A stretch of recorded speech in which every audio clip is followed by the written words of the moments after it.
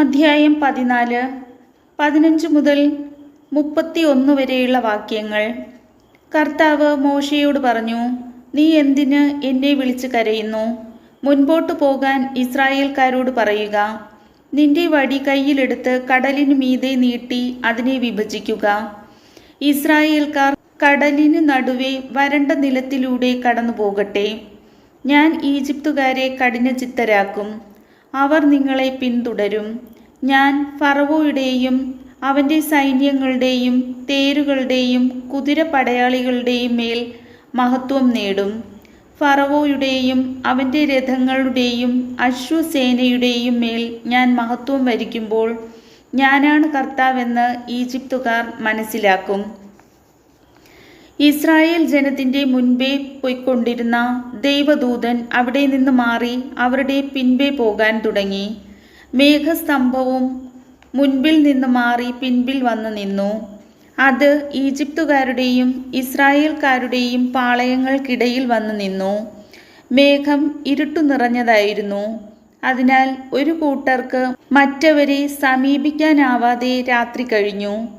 മോശ കടലിനു മീതെ കൈനീട്ടി. കർത്താവ് രാത്രി മുഴുവൻ ശക്തമായ ഒരു കിഴക്കൻ കാറ്റയച്ച് കടലിനെ പിറകോട്ട് മാറ്റി. കടൽ വരണ്ട ഭൂമിയാക്കി. വെള്ളം വിഭജിക്കപ്പെട്ടു. ഇസ്രായേൽക്കാർ കടലിന് നടുവെ ഉണങ്ങിയ മണ്ണിലൂടെ നടന്നു. അവരുടെ വലത്തും ഇടത്തും വെള്ളം മതിൽ പോലെ നിന്നു. ഈജിപ്തുകാർ ഫറവോയുടെ കുതിരകളും കുതിരപ്പടയാളികളും തേരുകളുമെല്ലാം അവരെ പിന്തുടർന്ന് കടലിൻ്റെ നടുവിലേക്ക് നീങ്ങി. രാത്രിയുടെ അന്ത്യയാമത്തിൽ കർത്താവ് അഗ്നിയുടെയും മേഘത്തിൻ്റെയും സ്തംഭത്തിൽ നിന്ന് ഈജിപ്തുകാരുടെ സൈന്യത്തെ നോക്കി അവരെ പരിഭ്രാന്തരാക്കി. അവിടുന്ന് രഥചക്രങ്ങൾ തടസ്സപ്പെടുത്തി. തന്മൂലം ഗതി ദുഷ്കരമായി. അപ്പോൾ ഈജിപ്തുകാർ പറഞ്ഞു, ഇസ്രായേൽക്കാരിൽ നിന്ന് നമുക്ക് ഓടി രക്ഷപ്പെടാം. കർത്താവ് അവർക്ക് വേണ്ടി ഈജിപ്തിനെതിരെ യുദ്ധം ചെയ്യുന്നു.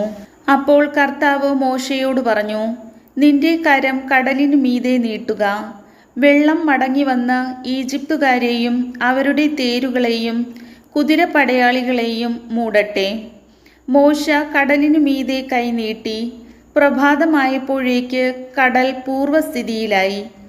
ഈജിപ്തുകാർ പിന്തിരിഞ്ഞോടിയത് അതിനു മധ്യത്തിലേക്കാണ്. അങ്ങനെ കർത്താവ് ഈജിപ്തുകാരെ നടുക്കടലിൽ ആഴ്ത്തി. ഇസ്രായേൽക്കാരെ പിന്തുടർന്ന് കടലിലിറങ്ങിയ തേരുകളെയും കുതിരപ്പടയാളികളെയും ഫറവോയുടെ സൈന്യം മുഴുവനെയും കടൽ വെള്ളം മൂടിക്കളഞ്ഞു. അവരിൽ ആരും അവശേഷിച്ചില്ല. എന്നാൽ ഇസ്രായേൽക്കാർ കടലിന് നടുവേ വരണ്ട ഭൂമിയിലൂടെ നടന്നുപോയി.